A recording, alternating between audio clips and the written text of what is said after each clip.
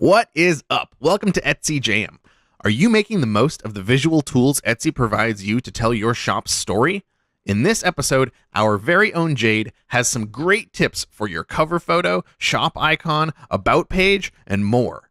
You may recognize Jade as the author of our Etsy Jam blog post each week, but she helps us out with a ton of other things, including graphic design, which she clearly has a passion for.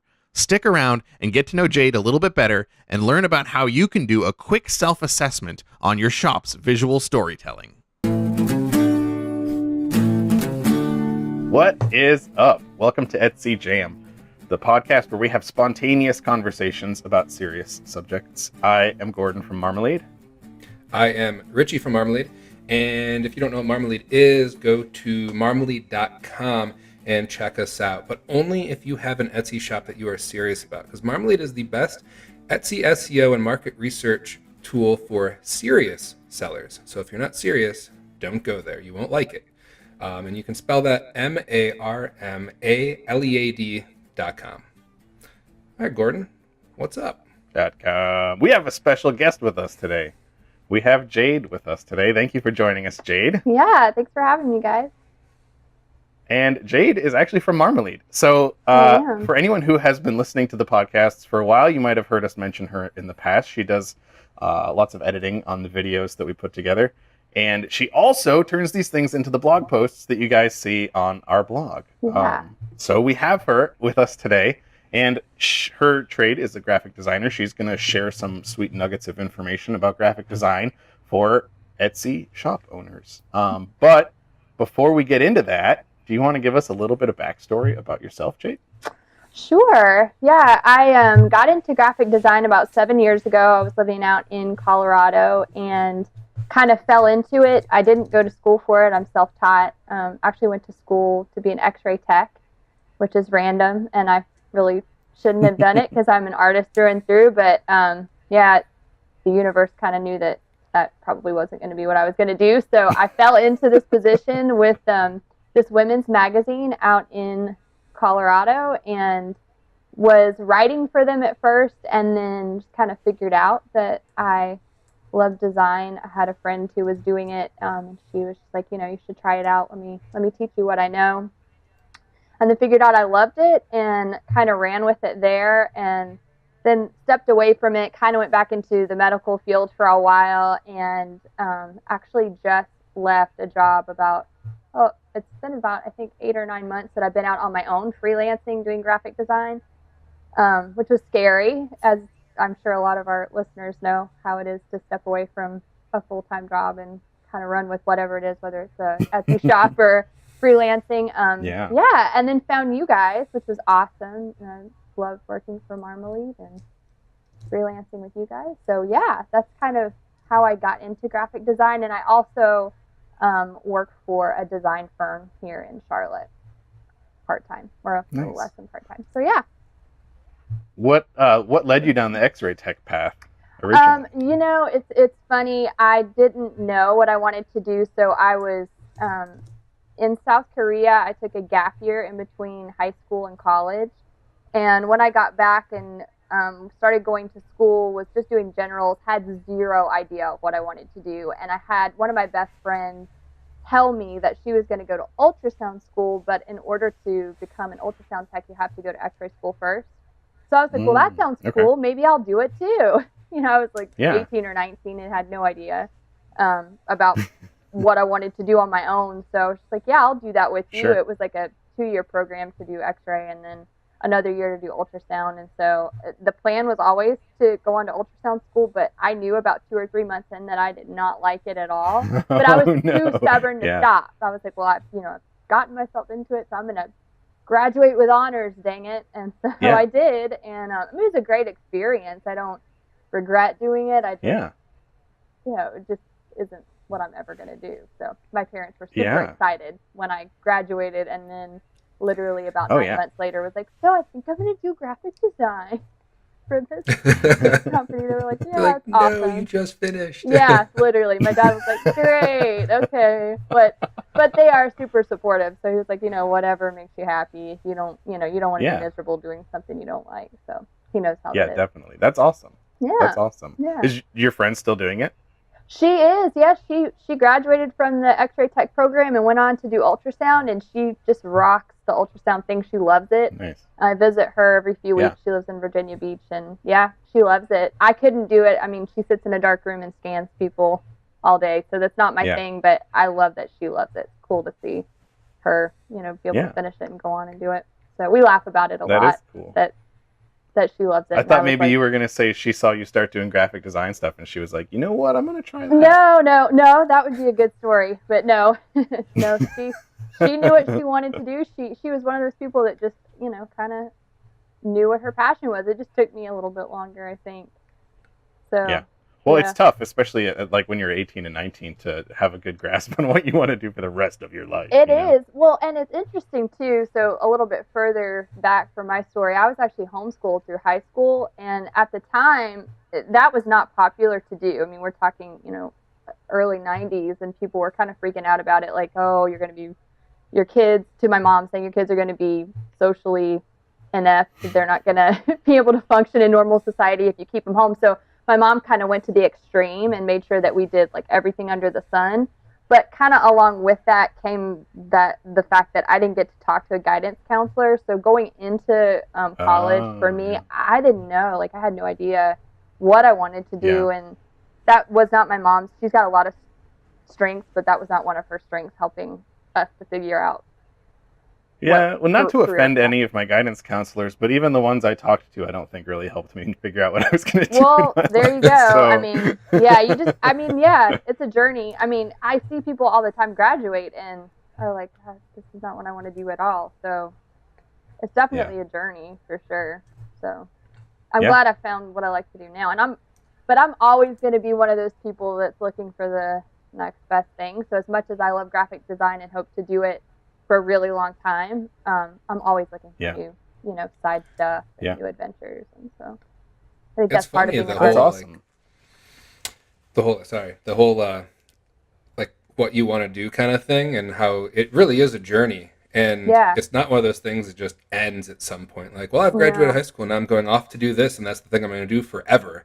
And in your case, it's like you can even complete a program, and it's like you're still not what you want to do forever. Right. Today, our 1-year-old got sent home like this little questionnaire paper thing that they have the kids do with preschool.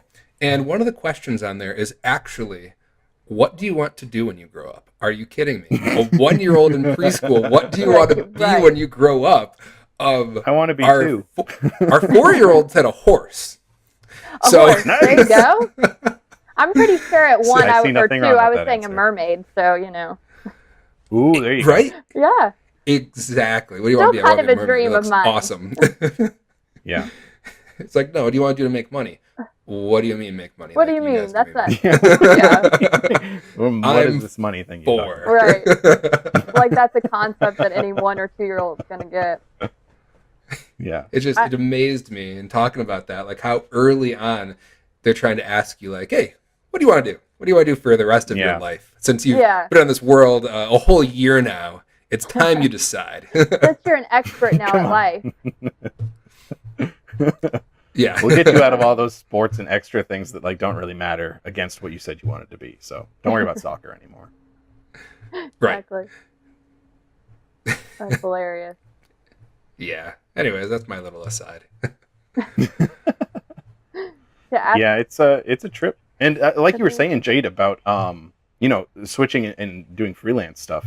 Yeah. I mean, that is a total switch. It's kind of like when you make that move away from like a corporate role, it's like, all right, everything's like on me now. Like if this doesn't work out, I can't really blame anybody. I mean, that's so true. Actually, it's so funny because I was having a conversation with my dad about it when he was like, oh gosh, here we go again, something new.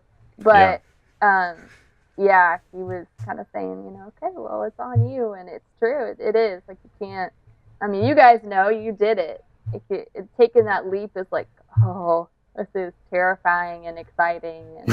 But I know for me, I don't know how you guys feel. For me, the stress of, maybe not having that steady paycheck or not always knowing exactly what you're going to be bringing in, I'll take that any day over the stress that I left behind in kind of a corporate setting, like any day. Yeah. I was so stressed out.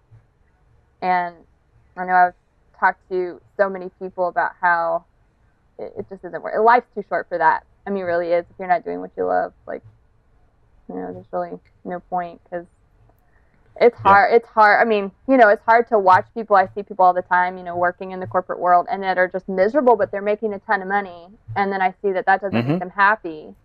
So it's like, well, what's the point of that? I don't want to, make a ton of money and still not be happy. So yeah, agreed. Yeah. So for me, it was worth the uncertainty of what it would bring. And so far it's worked out in my favor. So that's good. Yeah. That's awesome. Yeah. It's all about how you feel about it.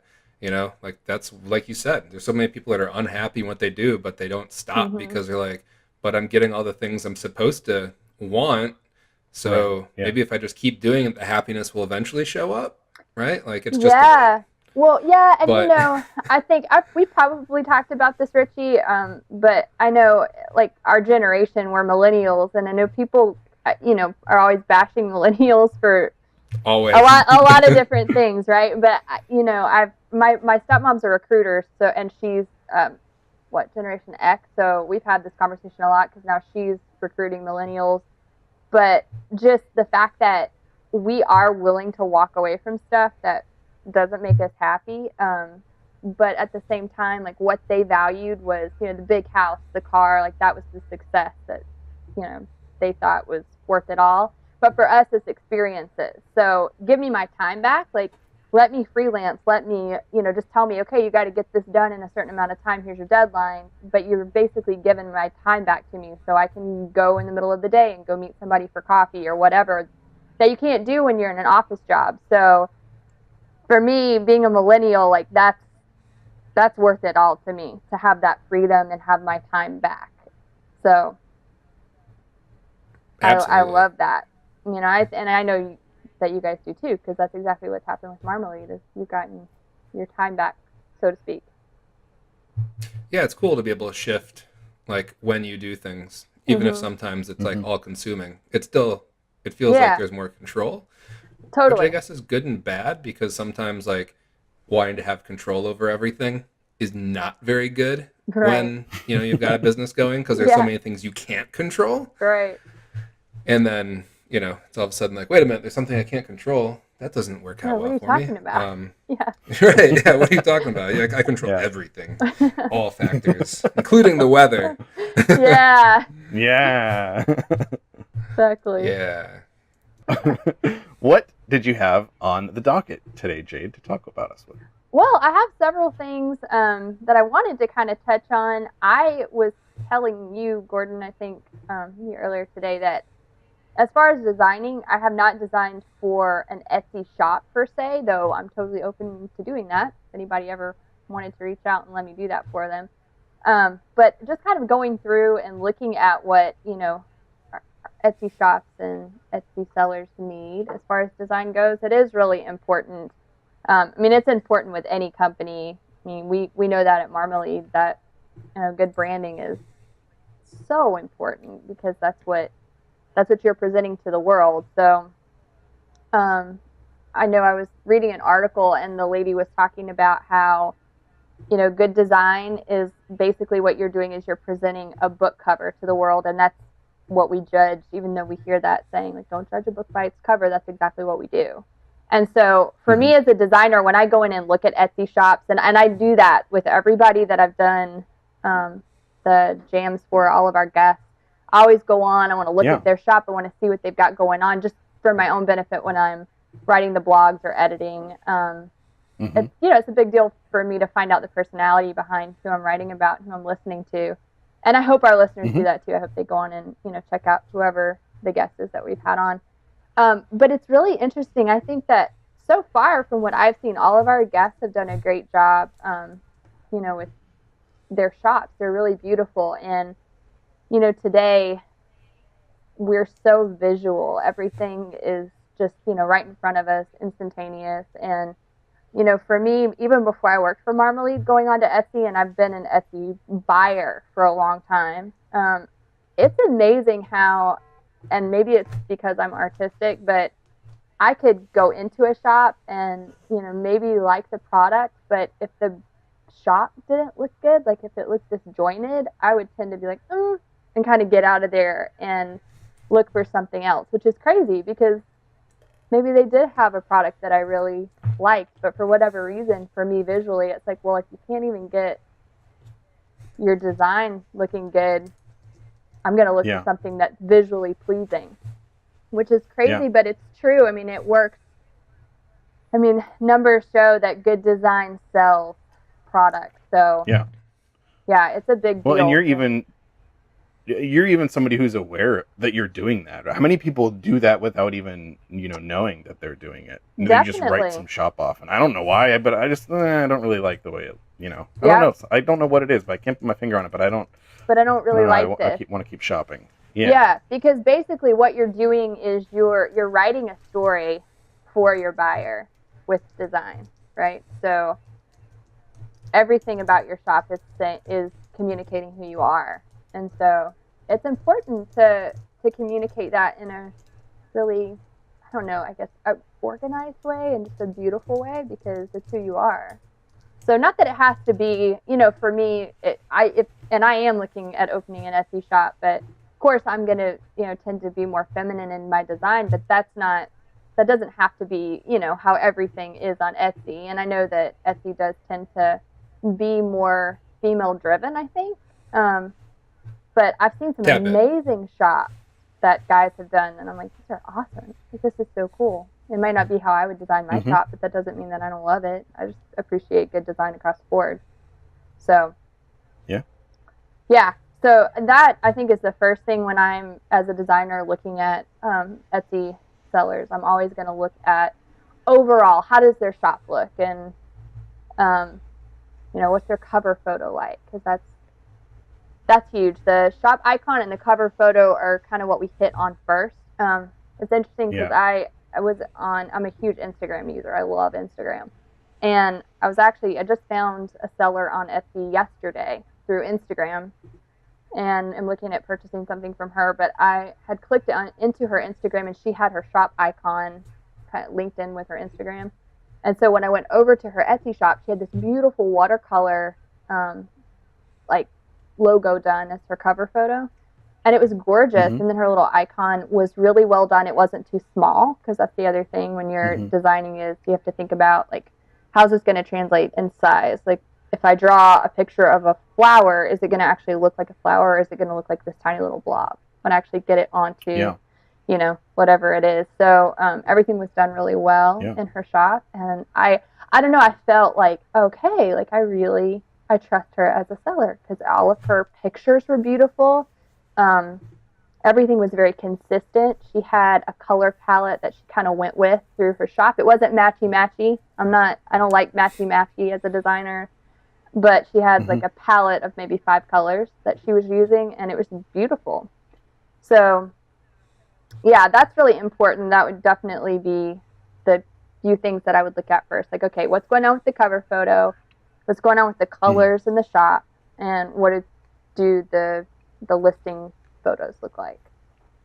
Are they consistent? Yeah. So as like an Etsy seller who maybe had a shop going for quite a while, you look at your own photo, your cover photo, and your profile image, your shop icon, and you're seeing them every day. They're always in your face, and sometimes when you're doing that, it's tough to sort of like take a step back and look at it more subjectively and critique your own subjectively, exactly the word I was looking for, thank you.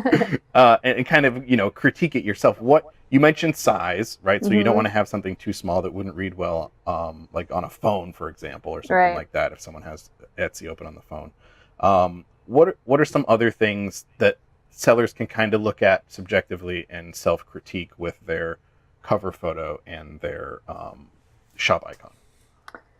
You're definitely going to want to look at the size and if it scales down or up well. So you might have a really well done cover photo, you might have a really well done shop icon, and if the sizing isn't correct and it pixelates or it looks blurry, I mean, that would be the first thing that I would look at. And it sounds like, oh, well, that's obvious, but you wouldn't believe how many shops I've seen where their cover photos a little off. Like it's a little blurry. Mm-hmm. And I think people get frustrated, and that's where, maybe hiring a designer, or at least if you have a friend that's a designer or somebody that knows something about it, really helps, because it is frustrating. It can be frustrating for me when I'm trying to figure stuff out, to the point where you're just like, oh, I'm just going to put it on there and just use it. It'll be fine. Nobody will really pay attention to it. Yeah, well, they may not, like I said, they may not even know that they're doing it, but you wouldn't believe how much that actually does make a difference if somebody comes in and sees like, oh, there's something's not quite right about that. So subjectively, yeah, you need to make sure that your quality is really good, that it's sizing up or down, either way, and that it's legible. Is it, easily understood? That's the other thing. If your shop icon, it should definitely communicate the look and feel of your shop. So, everything should flow well. So if you're, say that you're selling, I don't know, crystal necklaces. What is your shop name? Like, what have you got going on there? How does the design communicate what you're selling? So if you've got a dolphin on your shop icon, it's like, well, wait, what does that have to do with what's going on in the shop itself? If it's totally disjointed, like, things need to flow. And that's the other thing. Good design really should be invisible, right? So, which sounds crazy, but it's true. You shouldn't just be looking at the design. You should see it and relate it to what's happening, in the shop. Does it make sense? And that way people aren't getting caught up in your design so much as like, okay, it's a whole, right? It's not just the shop icon or the cover photo. It's communicating this whole shop. It's presenting the story really well.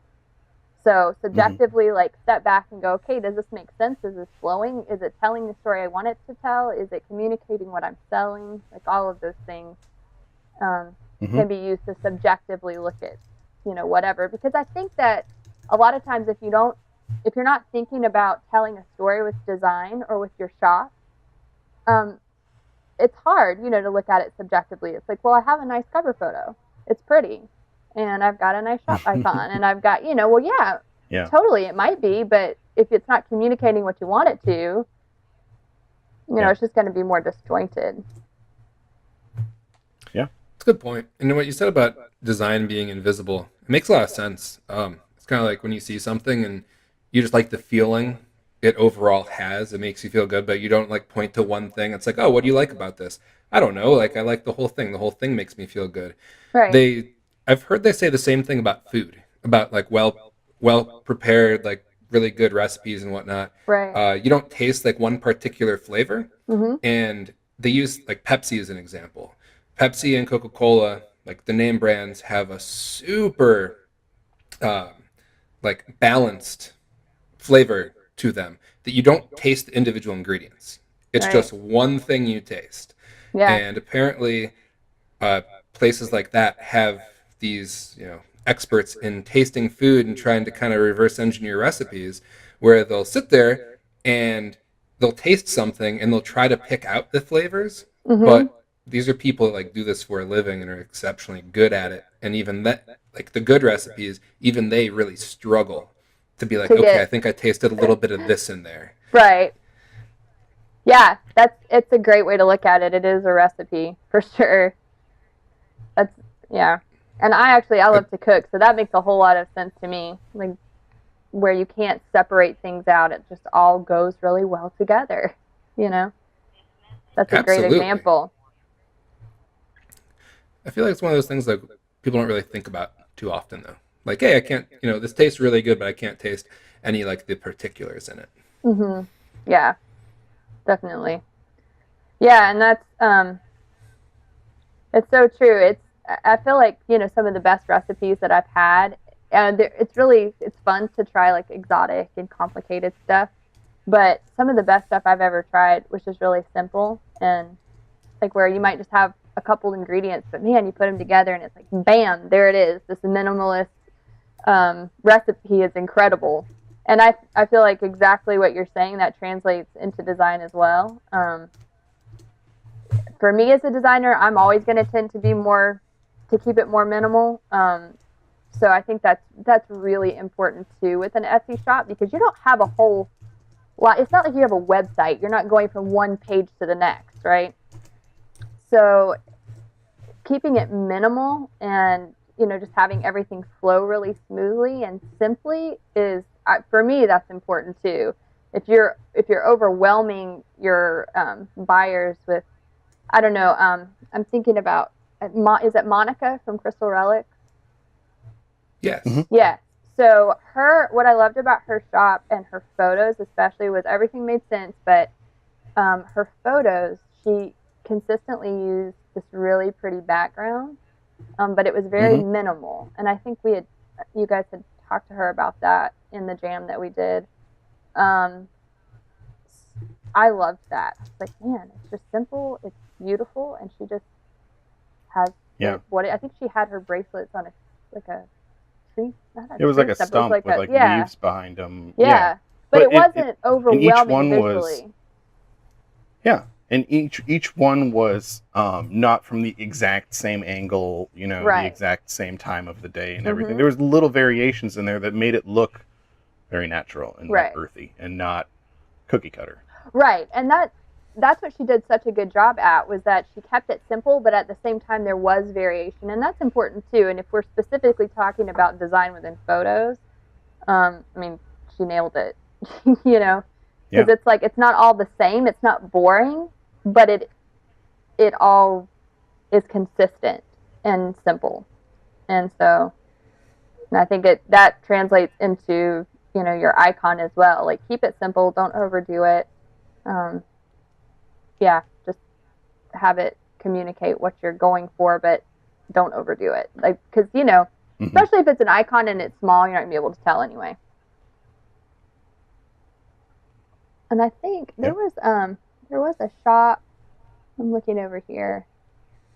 There's an accessory shop. I found it in that article that I read. It's Oh Pop Dog, and their icon's great. Like, it's just this hand-drawn, I think the dog might be maybe a French bulldog, but it almost looks like a kid did it. It's just this like really simple little pen drawing, and they use that for their icon, but it's perfect for what they're doing. So if you're looking for a really good example of a shop icon or cover photos, they did a great job. Nice. And then the other thing, and we were just kind of touching on it, but highlighting your best photography is a big deal. You can also, if you don't want to have a totally separate cover photo, if you want it to really correlate with, if you're doing a consistent background, you can use that in your cover photo too. You would just I don't remember if Monica did it, but I've seen it in other shops where they actually use their background for their photos as their cover shop photo, and they don't have their product up in the cover photo, but they're using like whatever background that they normally use for their pictures. But it's like the best picture that they have, and they're highlighting it there, which I think is great too. Yeah, that seems like a nice way to tie everything together. Yeah, definitely. I mean, it's another take on, just good design. You don't have to design a particular cover photo per se, though I see that done a lot, and I think it can be done really well. If you don't have experience in design, if you're like, well, I don't have, any way to do my own design, well, then get a really good picture of the background that you're using. And if you don't have a background, now might be the time to think about that and implement that into your shop. Depending on what you're selling, obviously. If you're selling huge pieces of furniture, that's different.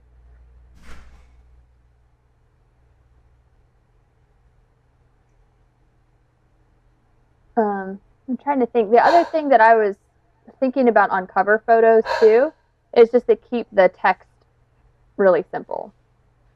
Because that can get overwhelming if you're dumping in a bunch of stuff on your cover photo. Like if your shop name's really long, maybe you just put it down in the corner small, because it's going to be everywhere anyway. You don't have to, overwhelm your cover photo with that. Yeah, that's a good point. You never know too, like at least with to kind of get off of the Etsy track for a second, with Facebook, your profile, your cover image there, Facebook is always changing that layout up top. They move things around. They put links in there. They put text in there and buttons and all kinds of things up there.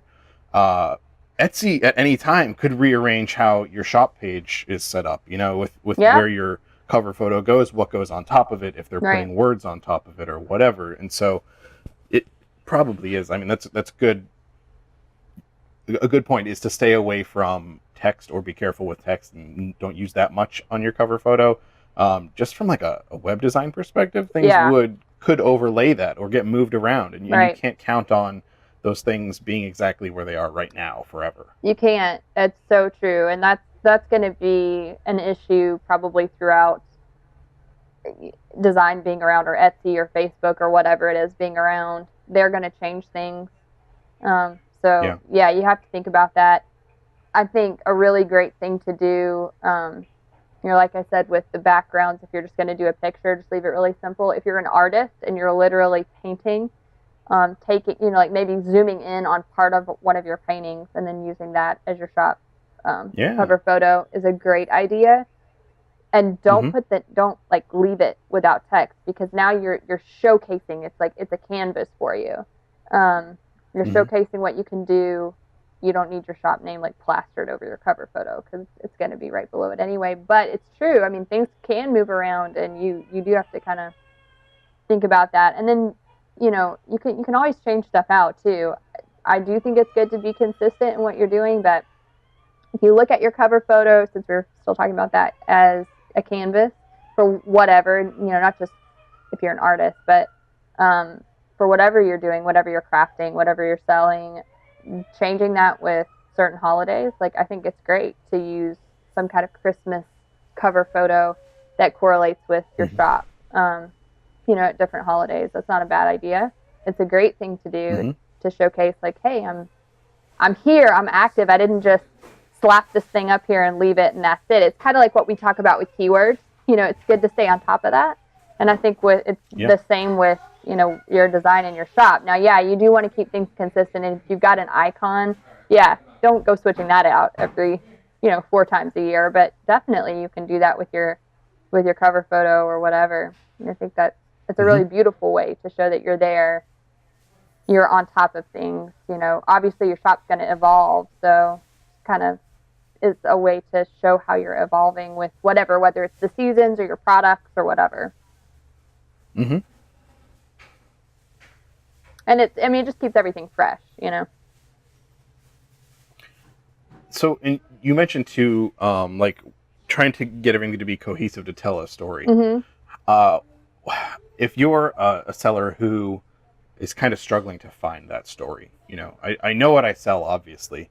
And I might even have a good idea of who my customer is, but I struggle to come up with a story that I'm trying to tell them. Any tips on how to build that story? It's a great question. Okay, so I'm going to step outside of Etsy and just kind of talk about my process as a designer outside of, what you can do on Etsy.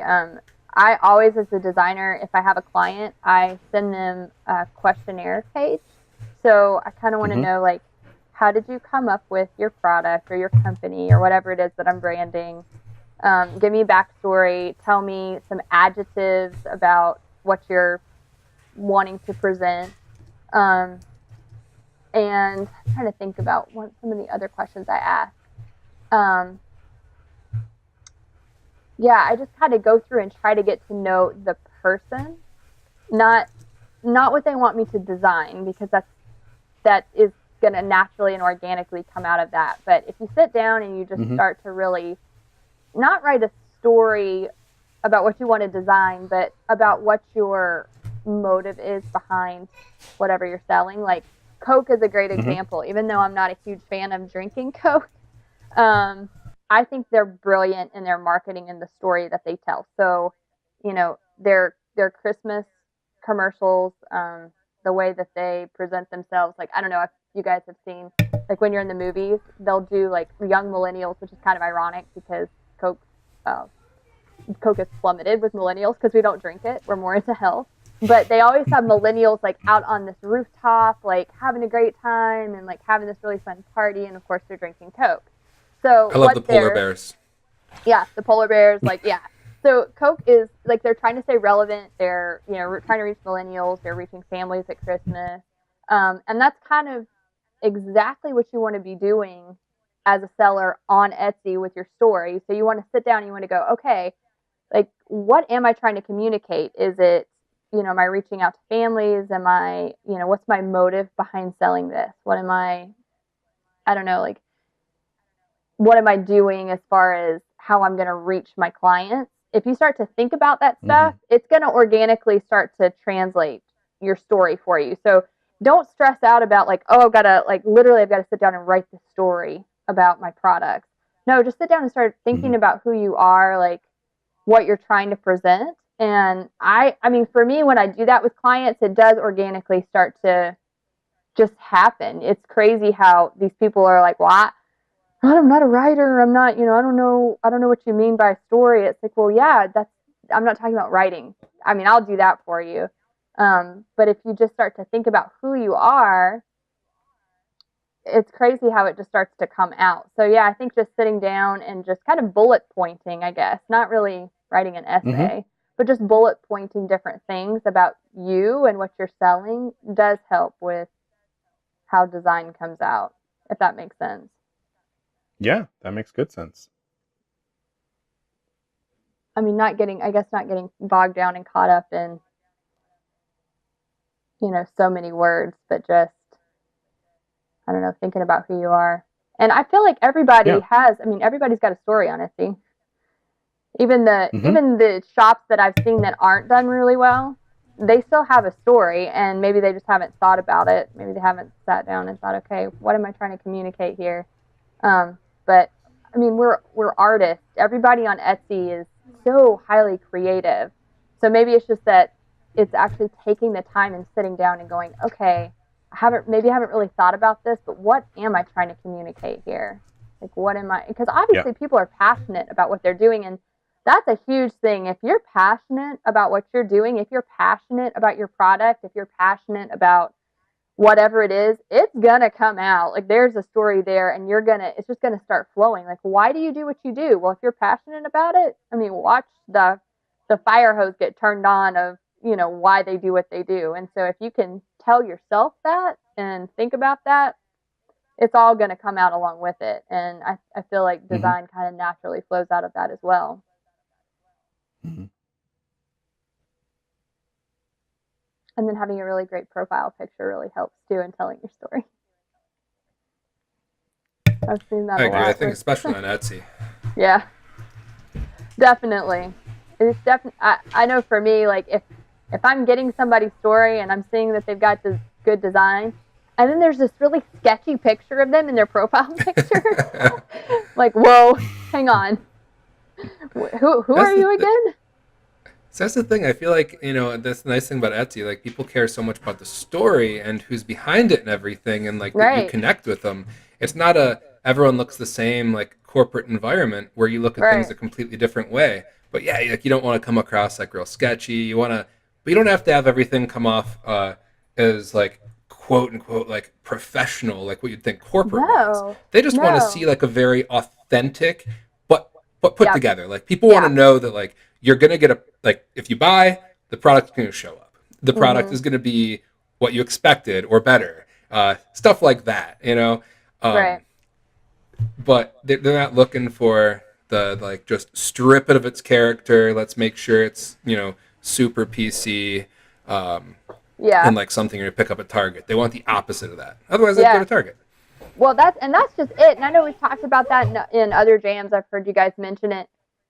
Like, being authentic and, I don't know, using your creativity to show who you are, like, it really is a big deal. It's exactly what you were talking about, Richie. It's a big deal, because otherwise I could go to Target and I could pick up that handbag that I was looking at, but if I see who you are, I see that you've got this story, I see your face, and you are authentic, and, I feel your passion behind what you're doing. Heck yeah, I'm going to pay $5 or $10 extra to get it from you, as opposed to going to Target or wherever. Even local boutiques here. That's the other thing. If I connect with a seller on Etsy, I'm going to be way more willing to order it from them than even going into a local shop where I am, because I don't know, for me, Etsy sellers have always been top notch in their customer service. I've yet to have a bad experience. So That's awesome. yeah, it is. I mean, I'm sure there are people out there that don't have great customer service, but I've yet to run into any. Well, the nice thing about that is they get weeded out pretty quickly. Yeah, they do. Yeah, because buyers are definitely going to be honest, because you have no reason not to be. So yeah, agreed. And I think too, along with the profile picture and just going back to like the icon and the cover photo, again, I don't know how much I can stress this a lot, I would hope. Picking a color palette for your shop, it's a great idea, because if you've got a cover photo or an icon that, I don't know, whatever, really pastel, and then here you show up in a bright neon shirt in your profile picture, it's not going to be cohesive. So again, telling your story, picking out a palette, it's a really great idea just to keep everything consistent. And those are just little things I think people don't always think about. I mean, I've seen people do a really great job with it, but just kind of keeping that all together is just going to tell your shop story even better. And you don't have to be matchy-matchy. Again, I don't like matchy-matchy. So I know as a designer outside of Etsy, when I'm talking to clients, we usually pick between 4 and 5 colors, and we work with that color palette and kind of stick within that. But that allows you to have enough variety that you're not, being matchy-matchy. Mm-hmm. Not that white and navy isn't great. You could probably build a really great shop on white and navy, and I love those colors, but, kind of mixing it up within that is not a bad idea. What tips would you give people on picking a palette? Are there tools they can use or places they go to learn more about that and making sure they're picking colors that are complementary with one another? What I love to do, and it's a really good idea, I think, for Etsy sellers as well. When I'm designing a color palette for somebody, I love to go into Barnes & Noble and browse the magazine section.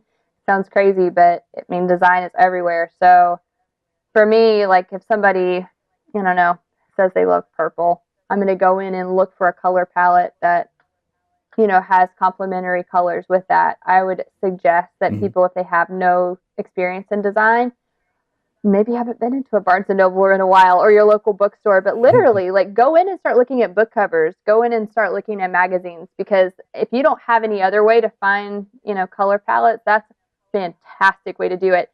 And the other thing too is going into wherever Lowe's or, I don't know, whatever store you've got near you, like that Home Depot, go into the paint section.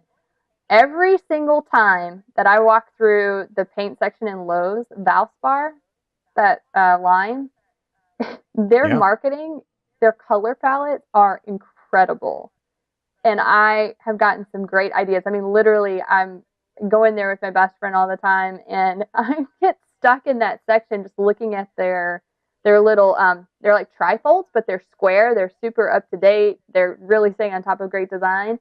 I mean, they're fantastic. I'm like, who gets to name these colors, and what a great way to do it, because they'll take pictures of like beautiful scenery, like the ocean, and then they've got their colors that they're trying to sell, right? And it makes so much sense. So if you're looking for a fantastic color palette, go look at Valspar in the paint section in Lowe's. I've gotten so many great ideas from them. Thanks. Yeah. I mean, that's just really practical. Like, that's how I do it. I'm sure that there are websites where you can do that. I don't tend to use them as much. Like, for me, I want to get my hands on stuff, which is crazy because I'm a graphic designer. But I really do. Like, I love going in and flipping through pages. And, you can get online and you can Google stuff too. But for me, I love to actually go look at color palettes and paint swatches. And, I mean, that's all it is. It's across the board. You're just looking at different colors. So there's no better way to do it than in like on those little paint samples.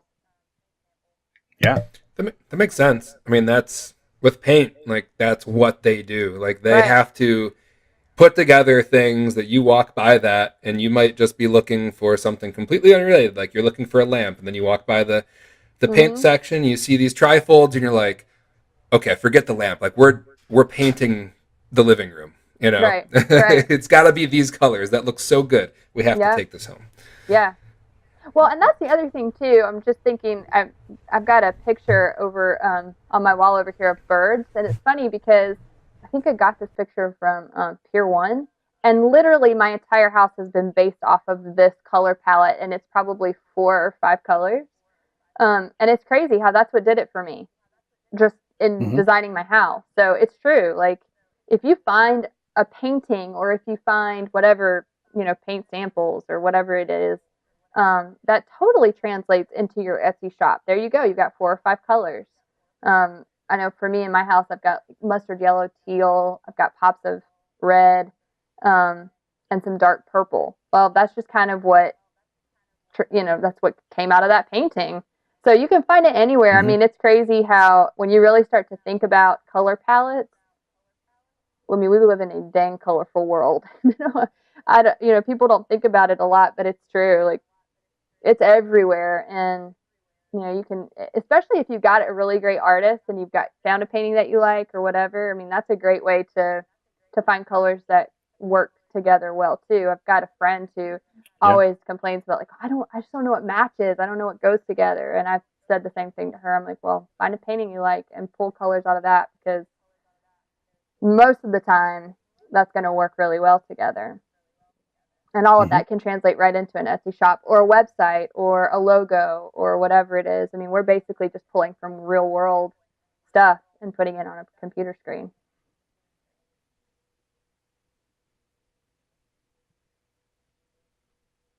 I like it. Yeah.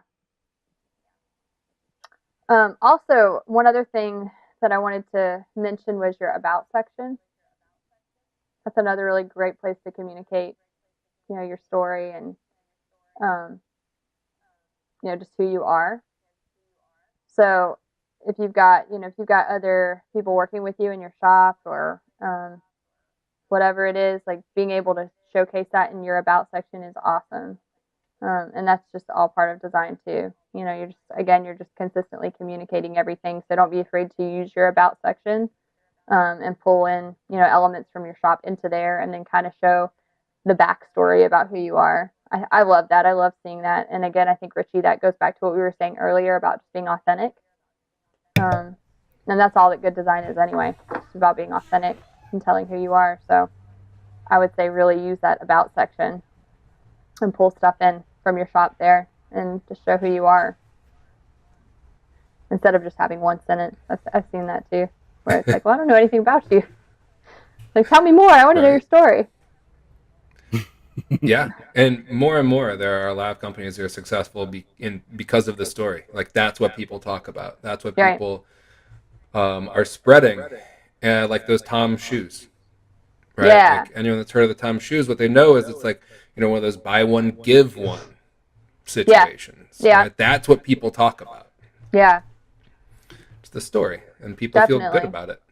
Yeah, and I know, like, even with Marmalead, we've all talked about that. Like, let's show people the team. Let's show who's actually running this. Like, when you write reviews or when you send in a question, it's not coming in to someone who is a robot, or, it's not a computer screen. Like, when somebody comments on the blog, like I'm here, I'm reading them. Like, I'm seeing them. I'm a real person.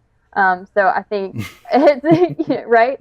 I see all the YouTube comments, and I love, getting that feedback, whether it's, I don't always love the negative feedback, but, it just helps you grow, right?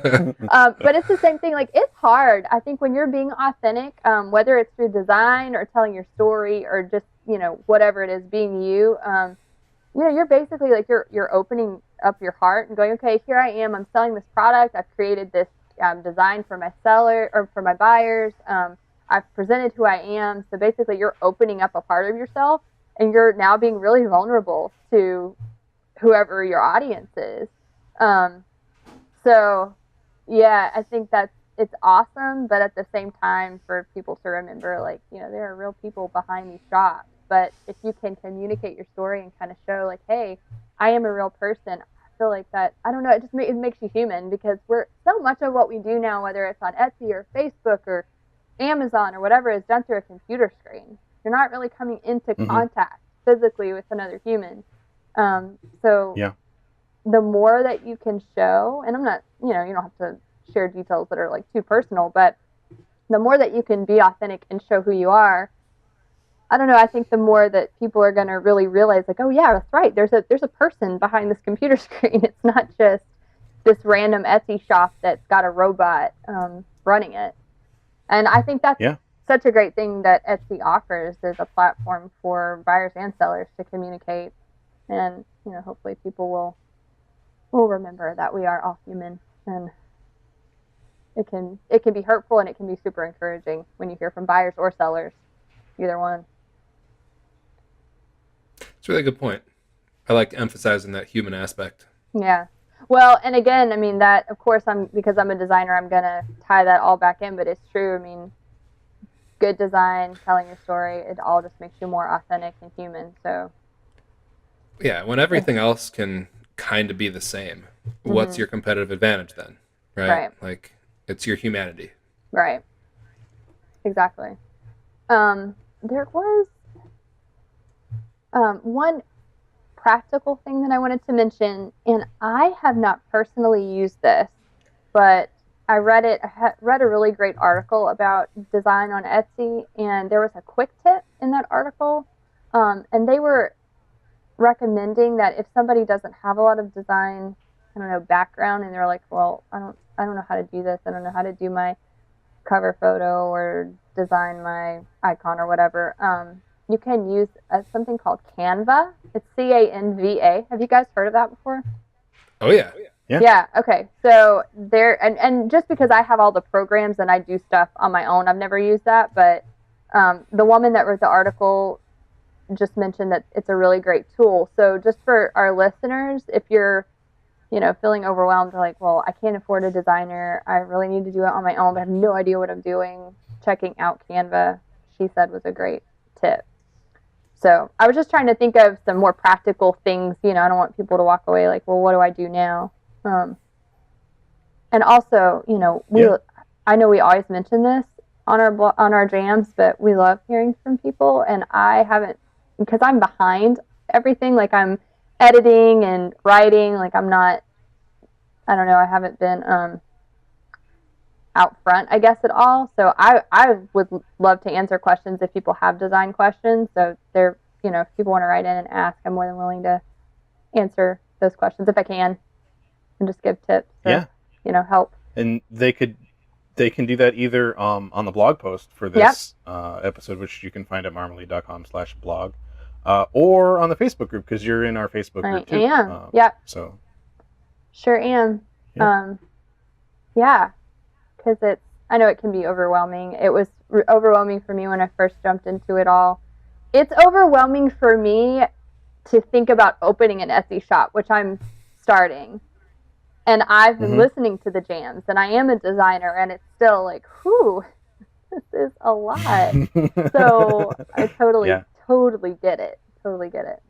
How it can be hard.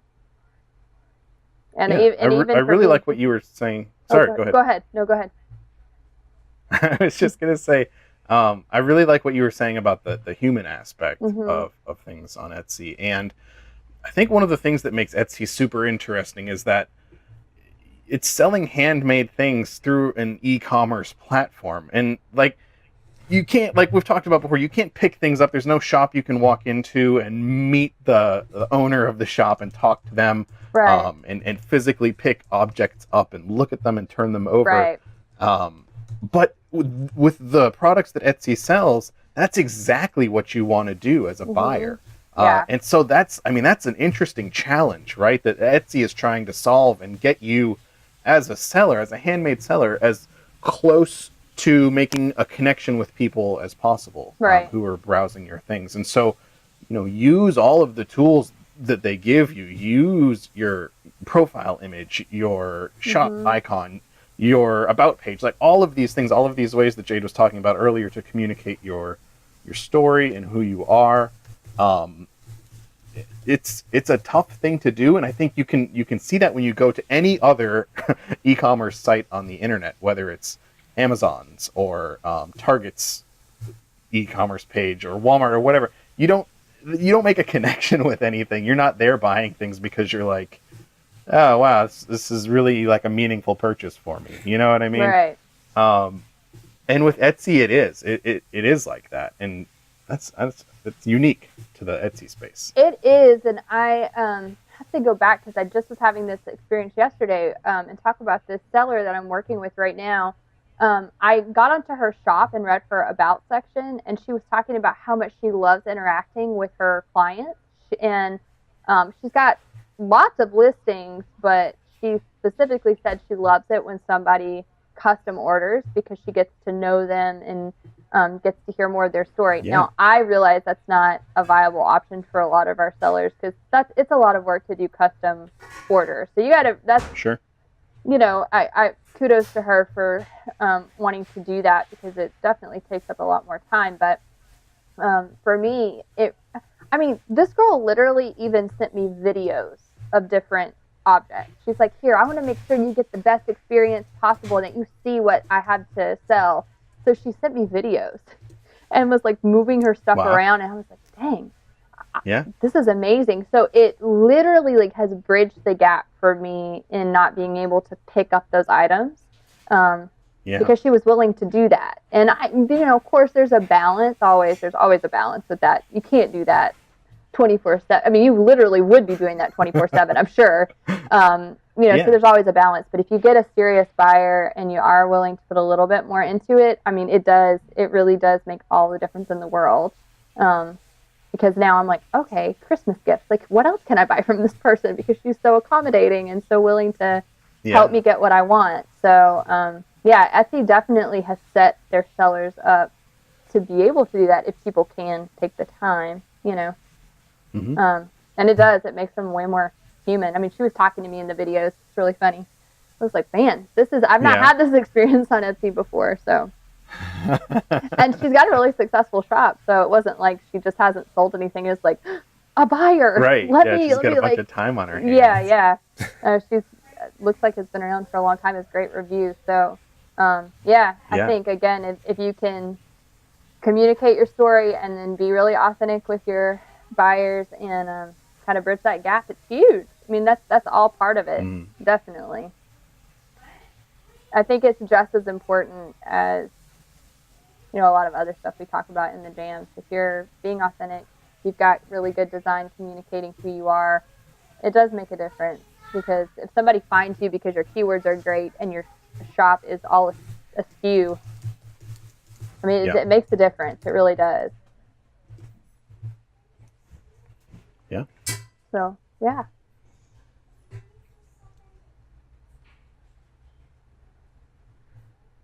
Well, awesome. Any other helpful tips? I'm trying to think. I'm looking through my notes to make sure I didn't miss anything else. Let's see here. I think we've covered. I mean, we could always do another jam down the road if people have specific questions about design, but I think that could be cool. Yeah. I would love to do that. If people are like, well, yeah, what about this? Or what about this? Could always do that down the road. I think it was just important for me to touch on this jam, the fact that, the first things you're looking at are the cover photo, which keep harping on, the shop icon, profile picture, that your pictures are all consistent within your listings and your about section, those things. But if people have other questions, you can always touch back on design, because I love design. I'm really passionate about it. Very cool. Maybe we could solicit some questions and then do another jam about those. Send them on in. I can just get them directly and start the blog right up. I like it. Yeah. Right? That's awesome. All right. Well, thanks, Jade. This was fantastic. Thanks, guys. That was a lot of fun. It's so cool to be on this side of the camera.